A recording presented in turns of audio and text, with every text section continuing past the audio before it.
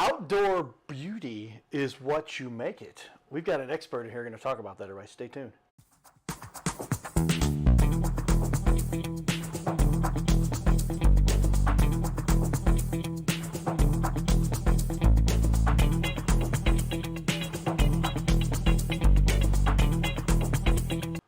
Welcome, everyone, to Your Little Castle Show, where we do get to talk to the experts in our community doing what they do to make this a beautiful, beautiful little planet. And I'm one who does take a little bit of interest in the landscaping around my house, around my home. And we'll talk a little bit about, I just bought I didn't tell him that part, but I did ask our guest here, make sure we put up the right names in front of everybody, there he is, Logan, about robot lawnmowers and how do they function. I can give a little bit of my feedback. Not perfect. I agree with what he said. Not perfect. They cut really low, you're right, and then you still need a lawnmower anyway. Yep, and inclines too. It definitely makes an impact on the inclines, you know. They don't hold hills very well, so. They don't. Yes, I actually had that perfect example yesterday. I let it run while I went to get some lunch, and I look over and it says, it went out of the zone because on the hill it was going like this. Yes, they tend to do that. You couldn't go up the hill sideways. It went like this down, and it finally was out of bounds. Come back, pick me up. Yeah. And so robots, still some work to be done there. But with that, you always want to have a yard that looks good. It's a good representation. It gives you that peaceful, easy feeling so that when you wake up, you look around, and you're like, oh, I have a beautiful place, surroundings around me, and can continue with my day in a positive fashion. Well, tell me, why did you decide to get into landscape and lawn engineering, construction, maintenance, all of the important things? Absolutely. I started about 10 years ago, and I really have a fuel for my passion, mostly just because helping people and working outdoors is huge for me. I've always been an outside guy, so being able to work outdoors for one, work outside is just huge for me. Sometimes I don't necessarily like being trapped in an office all day. So, you know, it really fit well for me, and on top of that, being able to help out people and their visions when it comes to their outdoor projects. Yeah, it's so often we get caught in that indoors. I worked in a cubicle, otherwise known as a jail cell, sometimes people call it, a little cell. There was no sign of any grass or anything around me at all, so we got to take a break. We got to take an hour break, and we would go outside, go to lunch, and then you see a little bit of grass. But, I mean, it just doesn't give somebody that fulfilled sense of accomplishment to walk outside their own little world where they've got nicely cut grass, beautiful flowers. What are the things I'm going off topic here a little bit, but what are the things that you really enjoy about what you get to help people to design around their house? Really, it comes down to the client's vision. That's another aspect that I really enjoy about this business. Every client has different needs. So when it comes to what they want and the colors they want and how they like it done, the stones they like, all that really takes a part in the play there when it comes down to talking to the clients and getting done what they want to get done.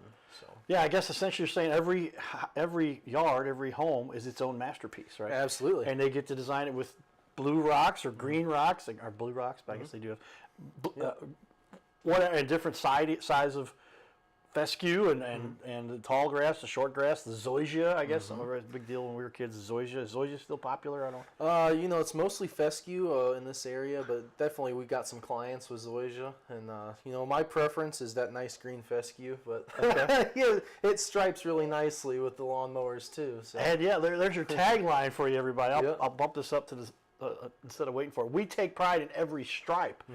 That is an indication that you like to make these things look super professional. I mean, they highlight the fact that the Cardinals have the stripes on their outfield there, and so and they do those in big broad stripes. But you maintain that and help people to have those beautiful. Every stripe is got a method to it. Absolutely, yeah, absolutely, and it takes a little bit of work, you know, sometimes with these yards to be able to stripe them up nicely, and you got to make sure that you alternate your cuts to not create the rivets and the divots in the yard, but. It's really important, you know, to kind of have a little bit of science behind it as well. Alternate your cuts and the rivets and the divots. That's why you hire experts, everybody, that will make sure that they get this done for you. But what led you here? How did you end up in this? Going back to 2015, what got you here? When did you decide this is the path you wanted to take? Yeah, so when I was in high school, I started out, cutting grass in my neighborhood. I didn't have a license yet. I was 15 years old, so I was just in my neighborhood with my wagon, push mower, trimmer, and a blower. And I got, 1 or 2 clients, and I was, making decent money for 15 years old, no bills. And, I really liked what I was doing. So I just kept kind of adding some more clients. And then when I was 16 years old, I bought myself a truck, and I was able to get some out-of-neighborhood clients, which was really awesome. I was able to grow my account list to maybe 6, 7, 8 customers, which, I laugh at that now. But, but back then, I was like, I'm on a roll, man. But so, yeah, that's really how I got started. And I met who he actually works with me now. His name's Sean. He's my business partner. I worked for him in the lawn and landscaping industry for a couple years, starting out to kind of get some traction and learn about the business. And eventually, I guess this would have been 2020, I bought his company out, and he works for me now. Okay. So Growing, expanding, and then, hey, he probably was happy with that, depending on where he was. How old is he? Is he older than you? Yeah, he's about to turn 60 now. Okay. So he's got plenty of industry experience. He's helped me out a lot along the way. And it just got to a point where we were working together, and I was like, hey, why are we not just making one company out of this? And I had a lot more clients at that point in time than he did, and he was on board with it. So we worked together, and at this point now, he's the landscape manager. So he takes responsibility for visiting the clients and understanding their needs and what they want done, and tries to perform the quotes and gets the work on the schedule. Yeah, I can say it must be very advantageous for somebody. I wish I had somebody that had that much experience when I was starting out, because there's a whole lot that they can bring to the table that you won't have to go figure out the hard way yourself. Takes a team. Team and somebody with that exorbitant experience. That's pretty cool. Yeah. Might have made things a little easier for you. But you've been doing this, you said, since 2015. So that means you're you're in your 10th year right now. 10th year. And coming up in 2026 will be 11 years. Correct. In the industry actually doing this full time. Yes. And full time for how long? Your own company now since when? Well, I started my company in 2015, but I didn't get my LLC until I legally could in 2018 when I turned 18. So Get an LLC when he was 18, everybody. Yep. On my 18th birthday. Honestly, it didn't wait around. Superb Maintenance LLC is its full LLC, their designation, which is good. Good to see the people taking it seriously by doing so and getting that LLC. It helps you for tax purposes and all the other things. What about your business really fuels your passion, though? Why is it you've decided to stick with it for this long? Yeah, well, just being able to understand exactly what the clients want, and the before and after is huge. I've been able to work with previous teachers of mine in high school and done really nice landscaping projects for them. Actually, a couple teachers of mine I've done some beautiful work for. Stone work, retaining walls, stone steps, which I've seen on one of the pictures that you had pulled up here. We're going to show off. He's got great reviews, over 100 reviews already, too, and then a lot of great looking pictures. We'll show those off a little bit, too.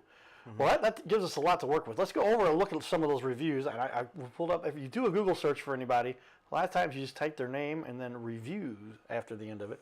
So we'll zoom out here, but Superb Maintenance, 101. Did I say 100? He's got 101 reviews there, and a 5.0. That's got to make you feel kind of cool. I mean, did that take a little bit of work? It took 10 years. 10 years. It took 10 years of listening to the clients, understanding, working with them.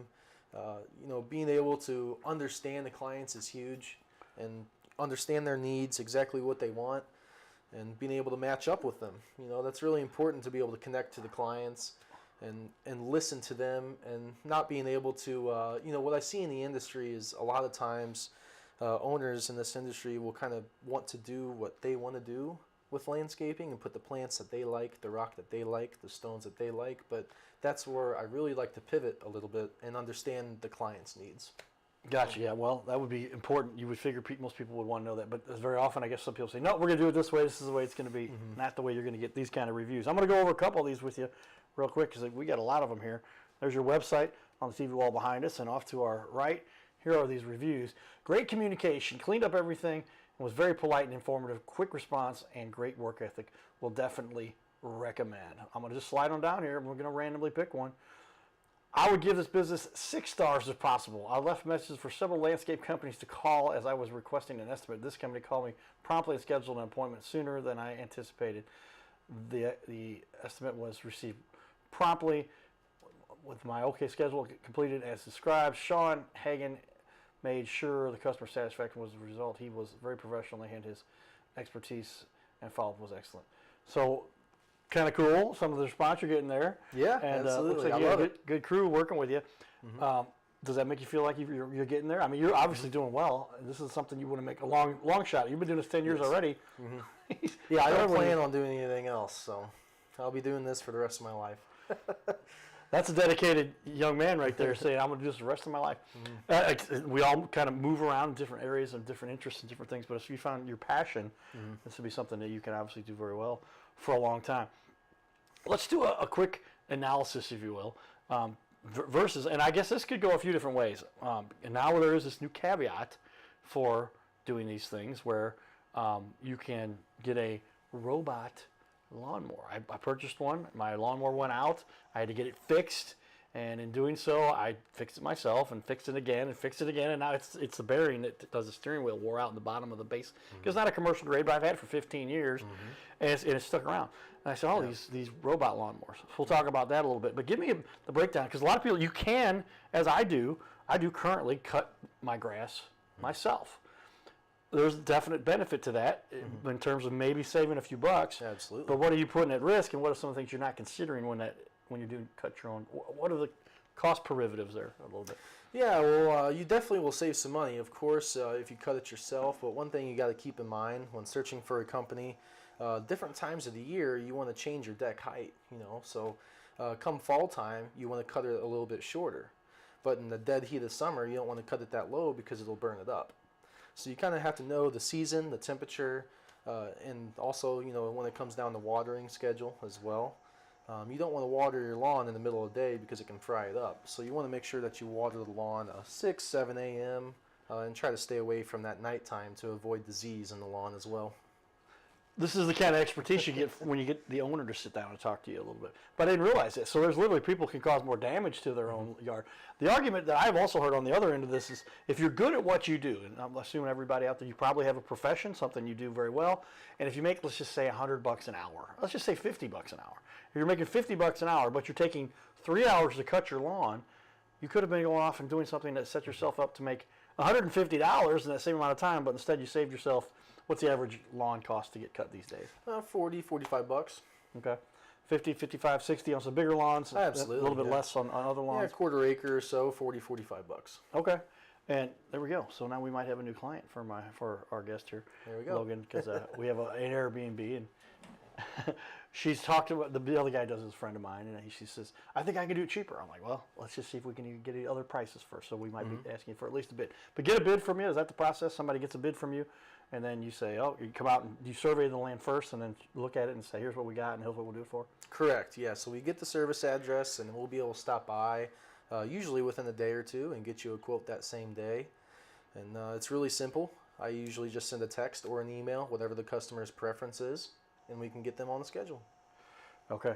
Well, we're going to take a quick break here, everybody. We've got some community stuff we've been working on, and we're going to share a little bit about that, what's going on in the community, and some of the good, fun people we've had on. And we're outside of Busch Stadium for this little clip we're going to show you, and then we got some other fun stuff we're going to share with you, too. So check this out. Here we go. So this is probably one of the most convenient parking areas for the Cardinals. We're going to say hi real quickly to our buddy over Paris. I'll wait till this car comes by. You can see the beautiful scenery behind us over here. How you doing? You guys want to be on camera? Say hi. Hi, you remember us? Yeah, well, holy cow, look who it is. Yeah, well, look, everybody. Oh, look, I thought I flipped it around there. Gina's Trivia. That's right. Yeah, I just sat next to him. we did. We sat at the game together. Yeah, we had a lot of fun. We see you guys at the Cardinal games. We see you at fun trivia fundraisers. Gina's doing great. Good to see you guys. Good to see you. Let's go Cardinals. I'll see you in there. Tracy's up there waiting for us. Okay, see you soon. All right. And the interview you've all been waiting for. Uh-oh. Yeah, hold that up. The interview. My good buddy Paris.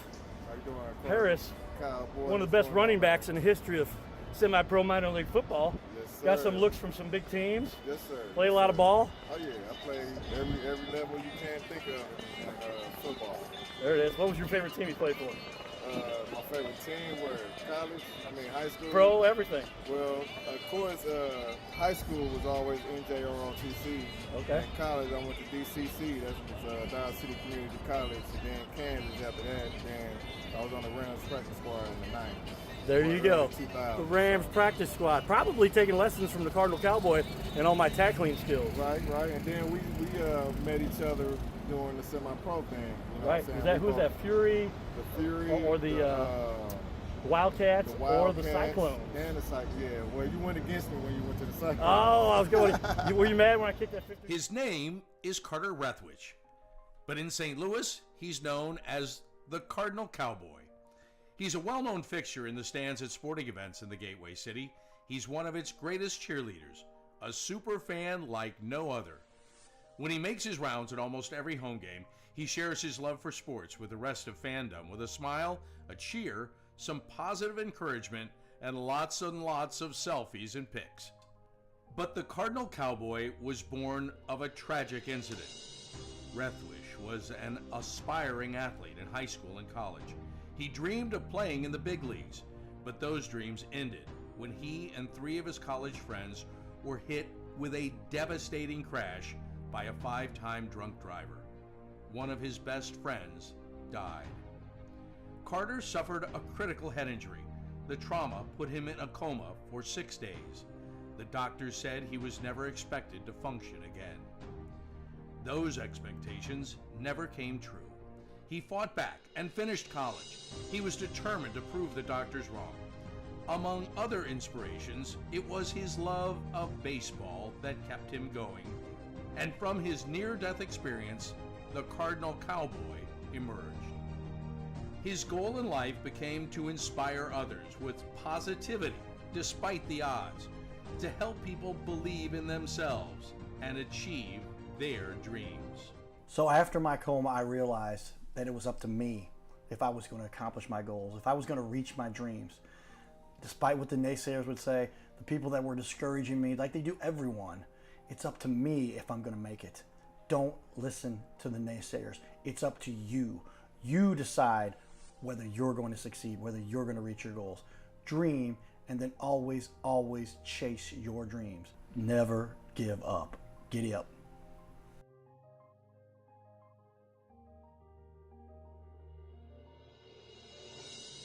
Hey everybody, Cardinal Cowboy here. I want to invite all of you to be part of my new team. No, you don't have to put on a baseball uniform and be a super fan.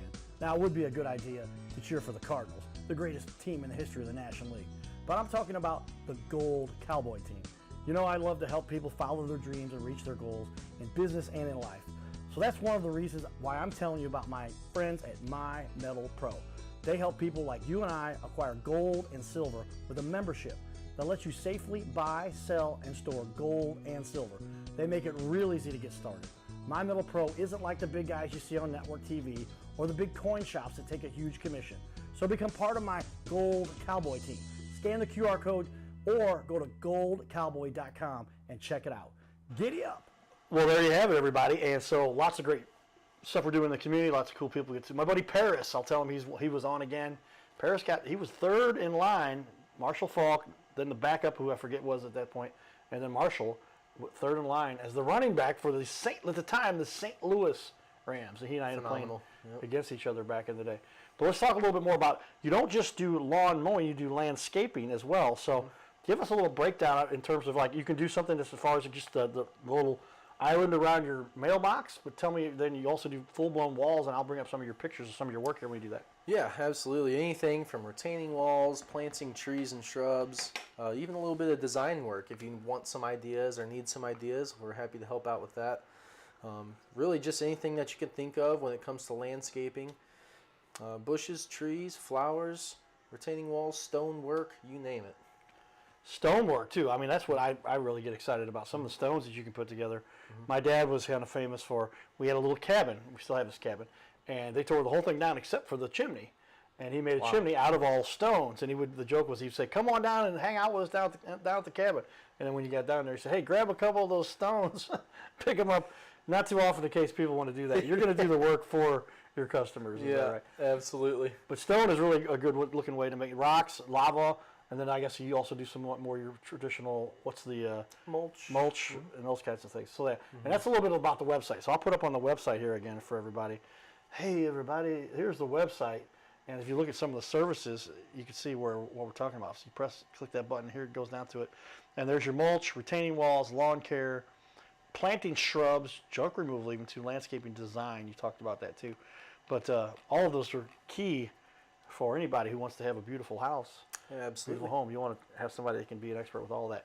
With regard to landscaping, what do the jobs range from? I guess it can be anything from a smaller job like we talked about. What were some of the biggest jobs? You got some of the retaining walls, I guess, too. Yeah, we've done jobs anywhere from $250 all the way up to $40,000. So Okay. it just kind of depends on the grade that they want done. Some of the bigger jobs that we've done in Lake St. Louis can tail from retaining walls holding back the hillside on the lake, in Lake Right. St. Louis. And we actually had to barge in stones across the lake. So that was a pretty interesting one there.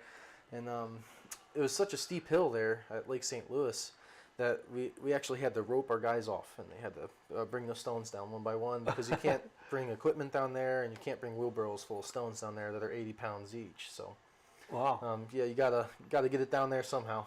Yeah, I'd say then those ropes tying people up and make sure they don't fall down the hill, but Yep. that's how you had to Carrying lower the stones, and it's gotta be one by one. Okay, very cool.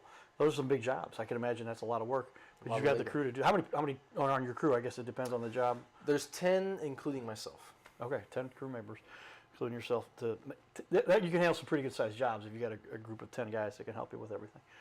All right, well, tell me then, why should somebody choose you guys? Obviously, you've got some expertise.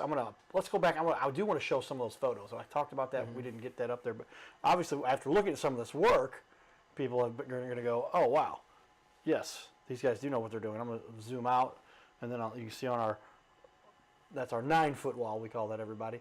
But here's a little bit about what you can do. Look at the difference there, before and after, because that's what you want things to look like. Let me take off our title there, but yeah. Give me a little bit what was going on here. Somebody didn't obviously maintain the yard as well, and then when you got done, you said, "Hey, let's make this look better." Yeah, overgrown, just needed a complete redo. I'll give credit to Sean, my landscape manager. He's the one who designs all of this, Okay. and puts the plan together. So he did a really good job at designing it. We ripped everything out, put in brand new rock, brand new bushes. Everything is brand new. It was a complete facelift for this property. Complete facelift. They done. Yeah, that'll do it. A little bit more here. Some of these retaining walls, etc. What all are you working on here? Yeah, so right here in this picture, it's really cool actually. That tree that you see with it's called a pom-pom. Pom-pom. They're native to Africa. Okay. So it's a really cool tree. That tree right there only needs about a gallon a week of water. Oh, wow. So it's not a lot of water. It's pretty low maintenance, and That's you only easy need to to trim maintain. it maybe once a year. So that's a really good option for clients that say, "Well, I need a low maintenance tree that might give me a cool look." Gotcha. Wow. All right, and we're just getting started here. We'll go. Stay tuned for the second show. We're going to go into this a lot more depth. But here you can see another great before and after. Wow. It looks like a tree that they had there that was not doing well, and then you guys came in and made some changes for them. Yep, absolutely. This was another really happy client. The mulch, I thought the mulch would look really good rather than rock with this. Just kind of depends on the property and what kind of trees and bushes that you have, and I think it really makes it pop. Well, that's, again, trying to beautify the world and putting together before and after there is pretty dramatic, and you can see what you've done to improve things. And even along, I guess, some commercial work you do. This is where we at here? This is right here in St. Charles. Okay. The 7 Brew Coffee. Okay. We did the complete overhaul for them. We created the landscape beds, planted all the bushes, all the trees, and the sod. Sod's not pictured there because it wasn't down yet, but we did put the sod in as well. So. Okay. And I'll just keep scrolling around through here. We got more here. What was going on here? It looks like another big, what do you call it? An island retaining wall? What is that called? Yeah, so this is just a planter bed. We built the wall Planter and bed. installed the caps. Each cap had to be hand cut, measured out. That way it fit perfectly with the stone saw. And fresh mulch, trimmed up all the bushes, clean it up. Before this and before the mulch, it was a lot of weeds were growing up, so it was kind of everywhere and all over the place. So all that needed to be cleaned up with some new weed barrier as well to help prevent future weeds. Weed barrier. Tell everybody a little bit about what what weed barrier is. Yeah, weed barrier, that'll be the fabric that you want to put down Okay. before rock, mulch, or any type of material that you'll put down in your beds. It's going to help prevent anything from growing up, but it's not 100% effective because weeds can grow from, the rain. They can grow from even bird poop.